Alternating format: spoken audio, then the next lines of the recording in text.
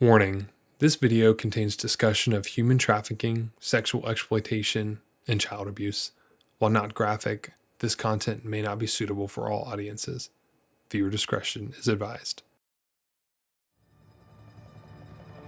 Most Americans are not aware that we are one of the largest markets for trafficking. A lot of media has shown it, the movies have shown it occurring in other parts of the world. We think of the movie Taken. I will find you and I will kill you. But we start to realize that this problem occurs in our backyards. Boys and girls that have been abused and raped. And their images and videos have been captured, but nobody has been able to identify them. They're unknown. Until someone knows them, how could somebody rescue them? The website Pornhub, featuring the sexual exploitation of children. Pornhub became my trafficker, a woman named Callie told me. Forced to appear on pornographic videos beginning when she was 9. You know, Pornhub is not a porn site, it's a crime scene. And this bill really has one goal: to build a rescue team. Because there's so many frontline warriors and heroes, but there's just not enough. We're talking about the darkest evil of modern humanity. Every square inch of this planet is claimed by God and counterclaimed by Satan. As we wake up on a battlefield, then we act differently. Nobody writes stories about the people who preserve their safety on battlefields. We write stories about those who are willing to take risks. So there's a massive risk, and I think the biggest risk is that we would stand in front of Jesus and have not used all of our assets and have just had them all in the fight.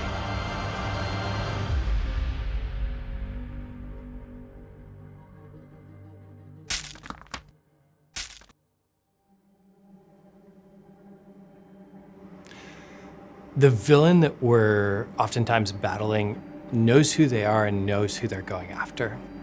Right now, around the world, nearly 50 million people are trapped in human trafficking, whether that's sex trafficking, labor, forced marriages, organ harvesting, or even ritualistic killing. You see, the world of human trafficking is over $150 billion annual business. Unlike other illicit activity like weapons and drugs, a human being can be sold up to 20 times per day. And so the organized crime networks are seeing that this is incredibly lucrative, but like we said earlier, it doesn't just occur overseas, it happens in Florida, it happens in Texas, it happens in our backyards, in our communities. Working at the FBI and being able to work and be in that space and see the magnitude. We don't have enough agents, we don't have enough police officers, we don't have enough to go in and police these dark regions of online worlds. And so we have a lot of unsupervised darkness that is happening. So when I look at it and I think through how children are getting taken aside, it is definitely the profitability of these industries. That just kind of feeling like it was wrong wasn't enough. We had to take meaningful action. And we really came to the conclusion that for-profit companies play a meaningful role in combating human trafficking. It's actually nothing to the negative of all that the nonprofit and government work is doing. But when you've got the scale of the problem, when you've got over $250 billion turning over in the trading of people, we came to the conclusion that we really needed scalable solutions. So we are fighting an economic problem. So how do we make money doing that? Well, there's a number of things. Everybody that participates in that chain of events has to have a way of taking a payment, of depositing those payments, of moving the girl back and forth to usually hotels or brothels. There's all kinds of everything from Airbnb to hotels, motels. There's a whole lot of businesses all involved and participating, in most cases completely unwittingly, in this entire process. And so economically, it's going after those businesses. I cheer when you see that somebody took out a brothel. The police got together, they figured out this is a brothel, and they busted it and they shut it down. On average, that would be one of 20 locations that the local crime ring was running, and they'll open another one down the street in a few weeks. So did you really solve the problem if this is a 20 location crime syndicate that you just took out one location for 3 weeks? No, you didn't. You have to look at the entire whole and shut the entirety of it down. But if you look at them as an enterprise, they have a revenue line on one side and an expense line on the other. If we're able to push up the expense line, push up the expense line, and then pull down the demand at all, I can tell you what happens when a business has more expenses than revenue. It shuts down. That's how you decimate trafficking in our lifetime, is you take entire pockets of it and you make it unprofitable. Many things boil down to the economics. We believe the most sustainable way to fight this fight is to unlock investable capital. We think it's the missing link and can come alongside the work being done by so many nonprofits. For Freedom Fund Profit creates more resource to fight the fight. So as I was transitioning out of the nonprofit world, part of the frustration was that most of my time was spent out fundraising and not actually doing the operations. And so going to school for business, I just saw an incredible inefficiency in that. And so I'm inspired by great technologists like Jobs and Musk and others that have used their skills to push humanity or technology further. And I always say that, we would never create a reusable rocket with charity.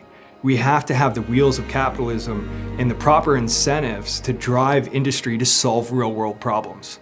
And as we as a team at Eagle started to look into this wider problem of trafficking, we were blown away by both the scale and the proximity of the problem. And so that really culminated into us doing a series of investments over the last 7 years, where we were able to invest in companies that are actually live and breathe and were formed to combat human trafficking.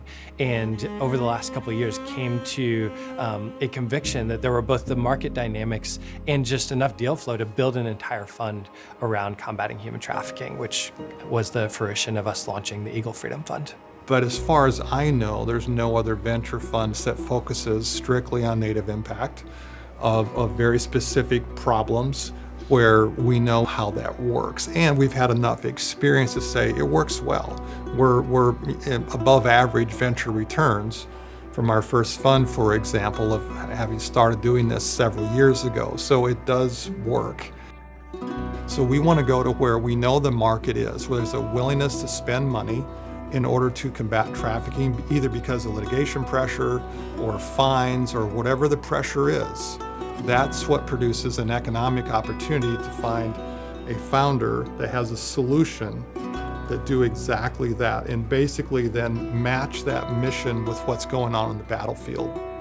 So in 2024, we're seeing all of the incentives align when it comes to legislation, regulation, litigation, goodwill, and reputation.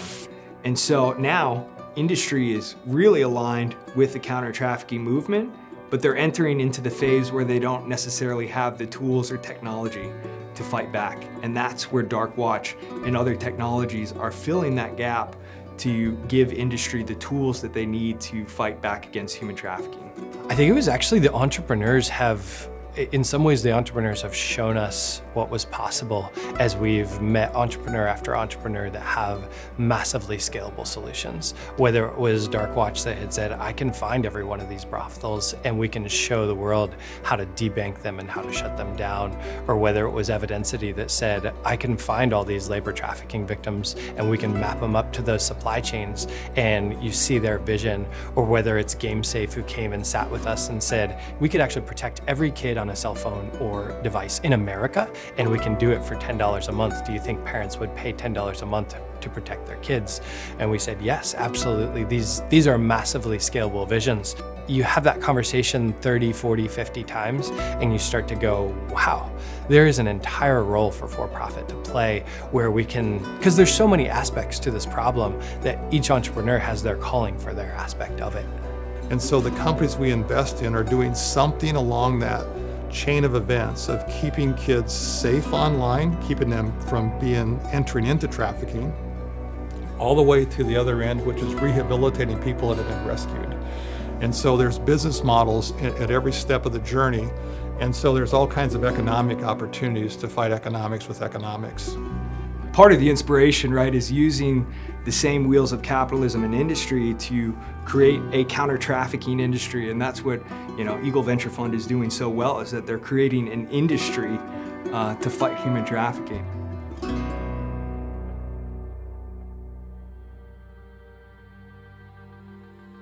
We feel like we're on a mission with what we're doing at the Eagle Venture Fund across all of our funds. We have very specific goals for impact. And for me anyway, and I think I speak for my 3 general partners that are former military, it feels good to be on mission. It's kind of back to what we're used to and working hard to achieve those goals. And, you know, being willing to write a blank check with your life.